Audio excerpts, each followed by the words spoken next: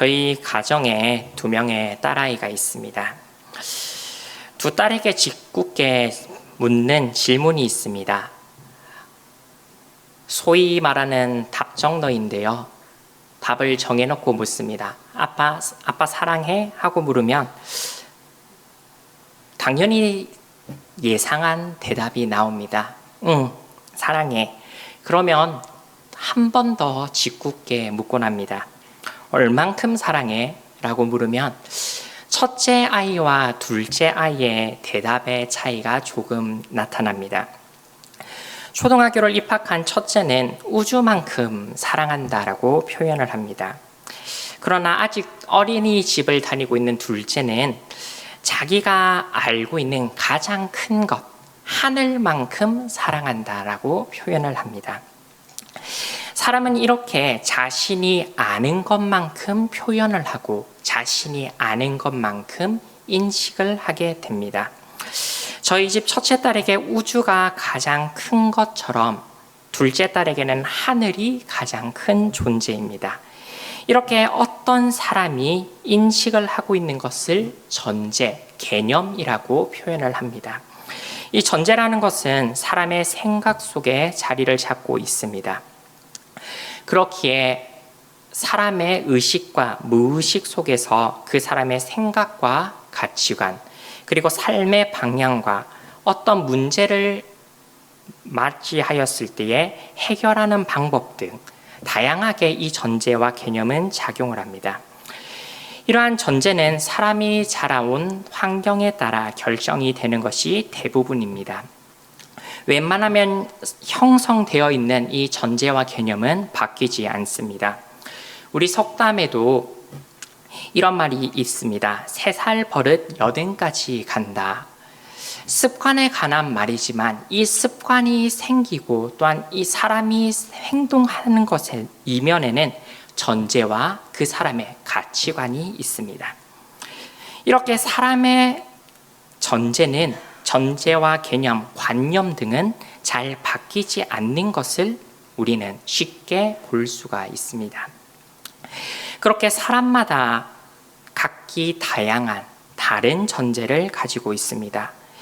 이 전제는 자신이 믿고 있는 진리를 기반으로 합니다. 이 개인의 진리는 모두 다 다르고 또한 이 다양성을 인정하는 것이 오늘날 21세기의 현실입니다.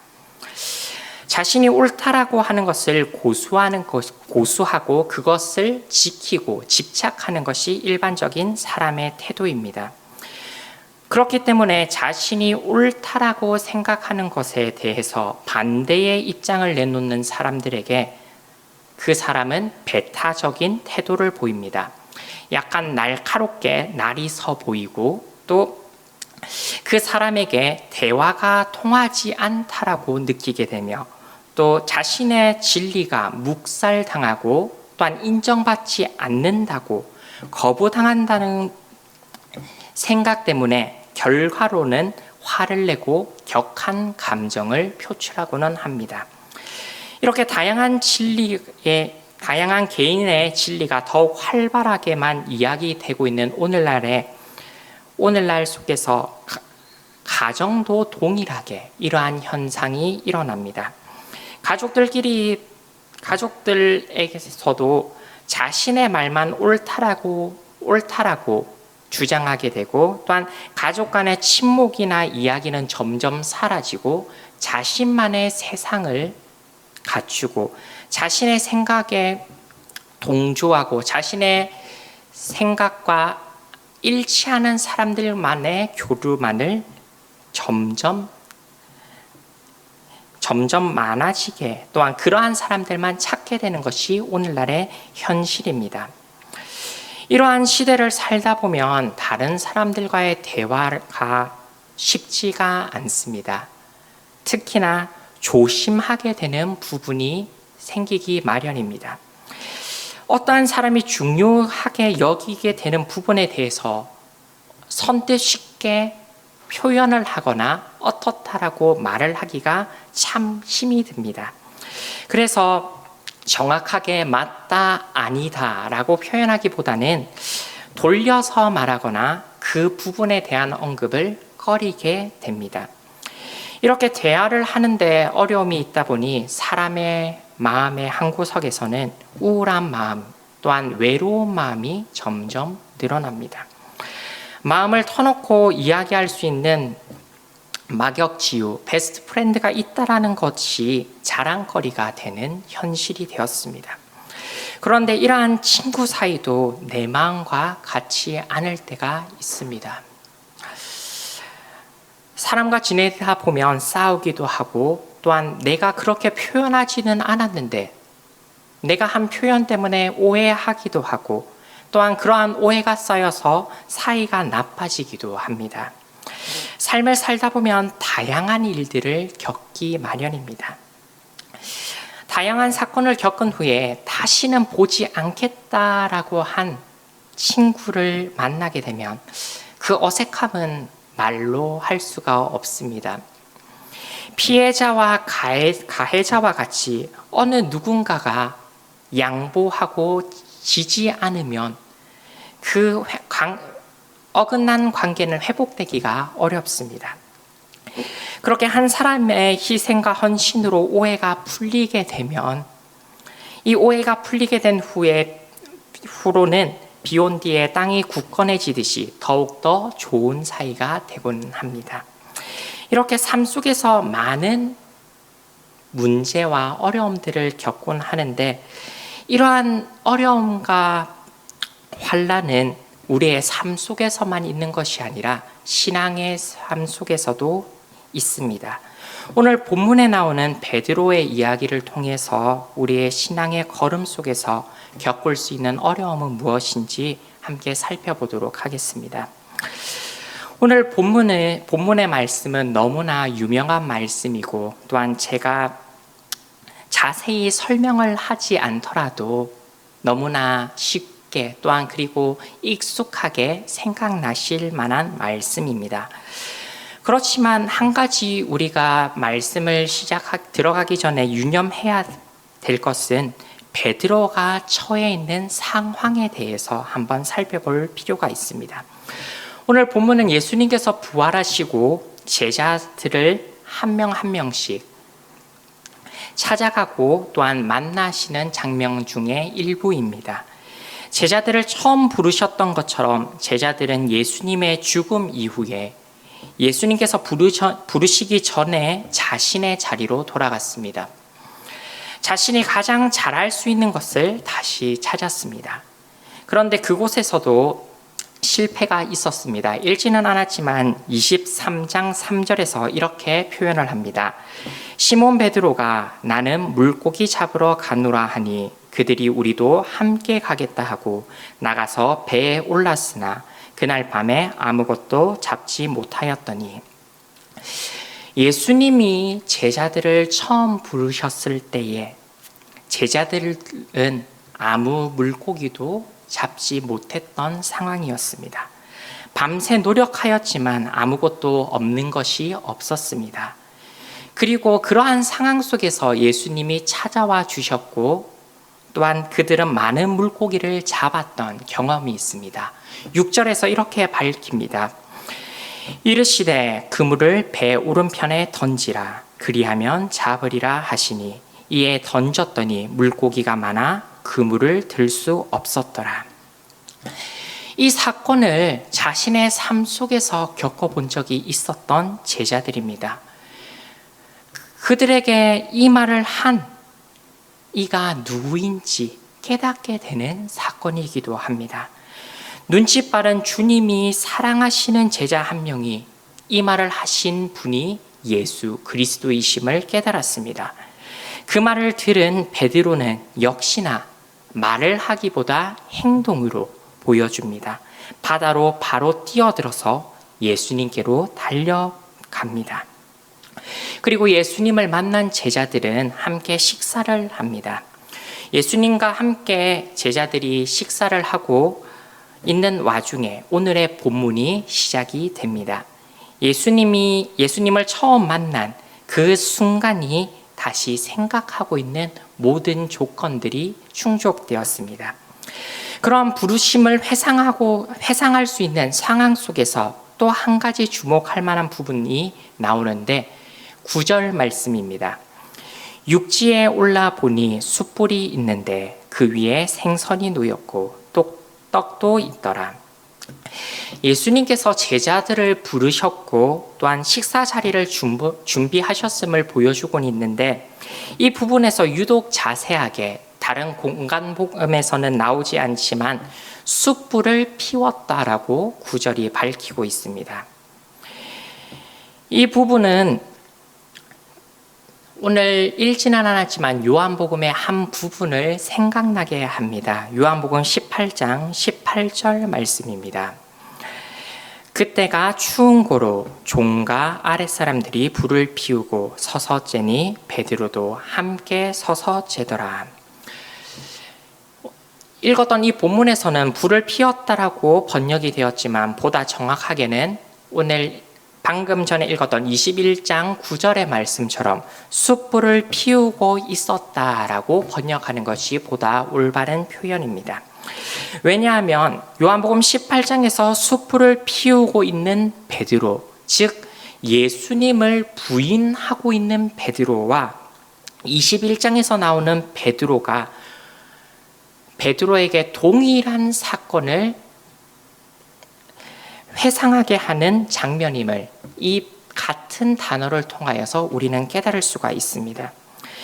이것은 결코 우연한 표현이 아닙니다. 18장에서 베드로가 예수님을 부인하였고 또한 베드로 옆에 있었던 주님이 사랑하는 제자 요한이 있었던 것처럼 오늘 21장에서도 베드로와 숯불을 피우고 있고 또한 예수님의 만찬의 자리에 함께 참여받았던 인물 중에 요한도 있습니다. 그러한 상황 속에서 예수님은 베드로에게 물으십니다.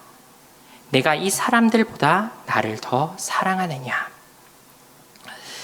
부르심의 상황과 예수님을 부인한 상황을 모두 생각나게 하신 후에 예수님께서는 베드로에게 묻고 계십니다.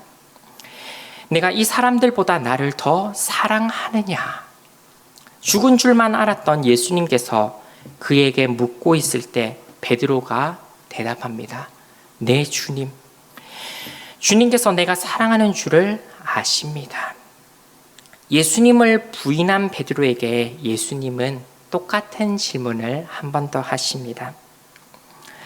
예수님을 처음 만났을 때에 사람을 낚는 업으로 부르심을 받았을 때에 자신의 힘으로 예수님을 따르던 베드로에게 예수님은 진정한 회개의 기회를 지금 허락하고 계십니다. 다른 공간복음에서는 이 베드로가 예수님을 부인한 사건 직후에 베드로가 후회를 했다거나 마음에 가책이 여겼다거나 혹은 회개한 부분이 바로 언급되고 있는데 요한복음에서는 조금 독특하게 그런 부분이 없이 21장에서 비로소 다시 한 번 더 예수님이 물으시는 것을 볼 수 있습니다. 이 본문을 통해서 우리는 예수님께서 베드로를 회복시키기 위함임을 이 실물을 통하여서 베드로를 다시 한 번 더 세워주고 계심을 깨달을 수가 있습니다. 이제껏 베드로가 예수님을 따랐던 것은 자신의 힘과 능력으로 따랐습니다. 나의 힘과 능력으로 예수님을 따르는 것에는 한계가 있습니다. 죽어도 예수님을 따르겠다고 부인하지 않겠다라고 호언장담한 베드로마저도 죽음의 위협 속에서는 무릎을 꿇고 말았습니다. 혹시 예수님을 믿는다고 고백하는 저와 여러분도 베드로와 같이 나의 힘과 능력으로만 예수님을 따르고 있는 것은 아닌지 한번 살펴보기를 원합니다. 내 힘만으로, 내 능력만으로 따르고자 할 때 우리 앞에 만나게 되는 작은 어려움에 쓰러지고 맙니다. 그렇게 베드로도 자신의 힘과 능력만을 의지하고 예수님을 따를 때에 다양한 실수들을 많이 합니다. 넘어졌습니다. 예수님을 따르겠다고 했던 그 모든 것들을 다 버리고 오늘 본문에서 나오는 것처럼 자신의 원래 삶의 자리로 돌아가는 모습을 볼 수가 있습니다. 이렇게 쓰러져 있는 베드로에게 예수님은 두 번째 동일한 질문을 하십니다. 내가 나를 사랑하느냐? 베드로도 똑같이 대답을 합니다. 네, 주님. 내가 주님을 사랑하는 줄 주님께서 아십니다. 그리고 예수님께서 한 번 더 물어보십니다. 내가 나를 사랑하느냐? 이제야 베드로는 깨닫게 됩니다. 주님께서 왜 3번이나 동일한 질문을 자신에게 묻고 계시는지 알아차렸습니다. 그리고 베드로가 근심하고 있음을 오늘 본문이 밝히고 있습니다. 혹시나 저와 여러분들이 이러한 상황이라면 예수님의 이 3번째 물으시는 이 질문에 대답을 할 수 있을까요?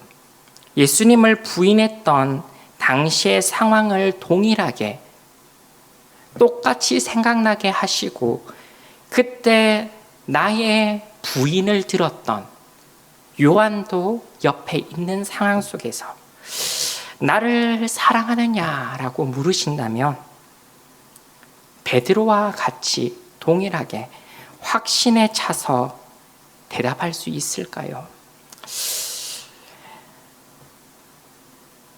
베드로도 우리와 동일한 사람임을 봅니다. 베드로의 대답도 이전 첫 번째와 두 번째의 대답과는 조금 달라졌습니다. 주님, 모든 것을 아시오매 내가 주님을 사랑하는 줄 주님께서 아십니다. 앞서 두 번의 확신에 찬 대답이 아니라 주님께서 나의 모든 것을 아신다고 고백하는 베드로의 고백을 볼 수가 있습니다. 이 고백을 통하여서 저와 여러분들은 우리의 신앙 걸음을 걸으면서 어떻게 걸어가고 있는지 한번 살펴봅시다. 내 신앙의 걸음이 혹여나 조금 마음이 힘들고 어려워서 멈춰 있고 혹여나 어떠한 사건으로 인하여서 쓰러져 있다면 주님께서 물으시는 그 음성에 귀를 기울이는 귀한 시간이 되기를 바랍니다. 예수님께서는 동일하게 오늘도 지금 저와 여러분들에게 물으십니다. 내가 나를 사랑하느냐? 주님의 이 질문에 네, 주님, 내가 주님을 사랑하는 줄 주님께서 아십니다. 라고 고백할 수 있는 우리의 믿음의 귀한 걸음이 되기를 바랍니다.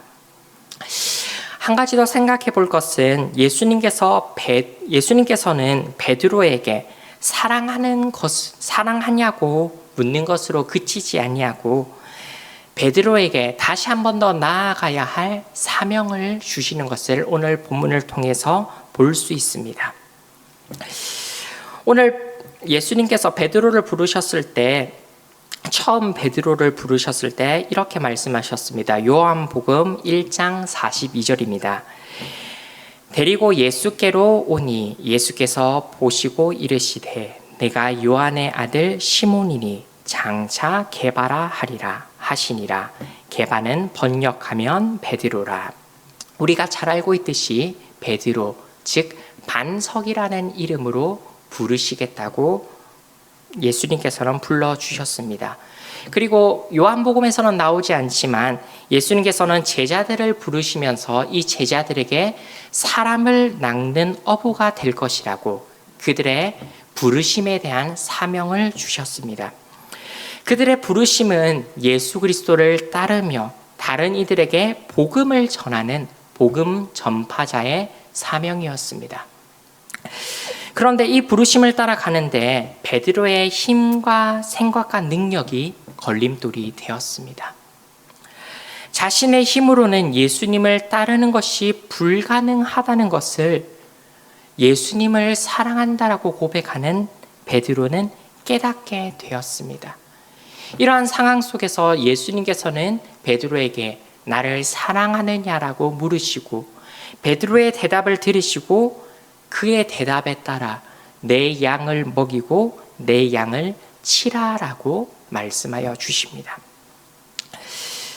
주님의 이 명령은 베드로 개인의 양을 먹일 것을 명령하지 않으십니다. 예수님께서는 예수님을 향한 베드로의 사랑을 다시 한 번 더 회복시켜 주시며 예수 그리스도를 따르는 양을 먹일 것을 명령하십니다. 예수님을 향한 사랑은 입술의 고백으로 그치지 아니하고 행동으로 나아가야 할 사명을 베드로에게 보여주고 계심을 우리는 깨달을 수가 있습니다. 입술로만 사랑하는 것으로 그치지 아니하고 베드로의 남은 삶을 들여서 행동으로 보여줘야 할 사명이 오늘 주어지고 있습니다. 예수 그리스도의 양을 먹이는 것입니다.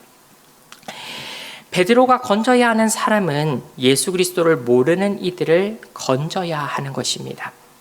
그들이 그것으로 그 사명이 그치는 것이 아니라 한 발자국 더 나아가서 그들이 예수 그리스도의 뒤를 따르는데 부족함이 없도록 먹을 것을 먹여주고 올바른 방향을 가르쳐주고 예수님이 가라고 하신 그 길을 올바르게 갈 수 있도록 그 양을 먹일 수 있는 목자로 사명받았음을 깨닫게 되었습니다. 즉, 이 베드로의 부르심은 사람을 낚는 어부로서 그치지 아니하고 예수님이 베드로에게 맡겨주신 그 양들을 먹이는 목자의 사명으로 확장되는 것을 우리는 깨닫게 됩니다. 즉, 예수님은 베드로를 향하여 예수 그리스도를 따르는 제자는 나만 구원받고 나만 하나님의 나라로 가는 자가 아니라 내가 알고 있는 예수 그리스도를 다른 사람들에게 전하고 구원받는 백성들과 함께 하나님의 나라로 들어가는 자로 부르심을 하고 계신 것을 오늘 본문을 통해서 우리는 깨닫습니다. 이것은 가장 먼저 예수 그리스도를 사랑하는 자만이 예수 그리스도를 사랑하는 자가 가능한 사명입니다.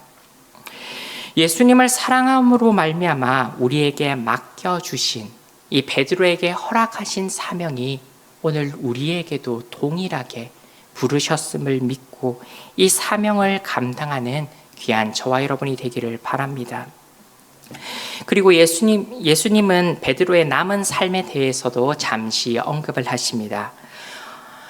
그가 어떻게 살게 될 것이며 어떠한 죽음을 맞게 됐는지 언급을 하십니다. 이러한 말씀을 하시고 가장 중요하게 19절 후반절에 예수님이 결론적으로 말씀하시는 말씀은 바로 이것입니다.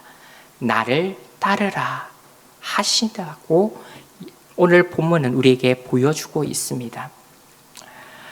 어떠한 환경이 나에게 닥치든지 예수님께서는 예수님을 온전히 사랑한다고 고백하는 우리에게 명령하십니다. 나를 따르라. 그렇다면 우리가 생각해 볼 것은 명백합니다.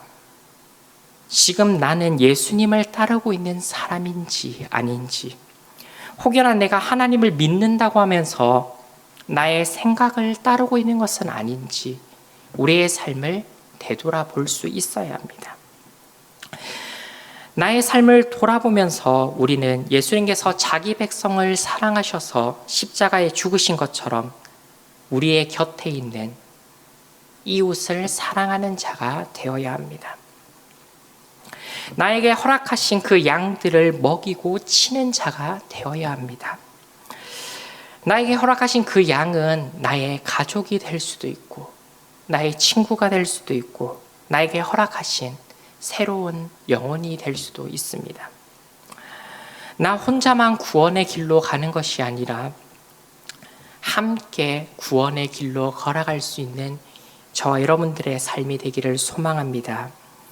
우리의 말과 행동이 다른 이들을 걸러 넘어지게 하는 자들이 아니라 다른 이들을 세우고 다른 이들을 살리고 또한 다른 이들을 구원으로 인도할 수 있는 귀한 우리의 삶과 행동이 되어서 예수님께서 베드로에게 말씀하신 그 명령처럼 나를 따르라 하신 그 명령에 온전히 순종하며 우리의 삶의 걸음걸음을 옮기는 저와 여러분들의 삶을 살기를 예수님의 이름으로 축원합니다. 마지막 이 질문으로 말씀을 정리하고자 합니다. 예수님께서는 오늘도 지금 우리에게 물으십니다. 내가 나를 사랑하느냐? 이 질문에 온전히 우리의 마음을 다하여서 예수님을 사랑한다라고 고백할 수 있는 저와 여러분들이 되며 또한 나를 따르라고 하시는 예수님의 그 음성에 온전히 귀를 기울이며 한 걸음 한 걸음 우리의 삶의 걸음을 걸어갈 수 있는 부산중앙교회의 모든 권속들이 되기를 예수님의 이름으로 축원합니다.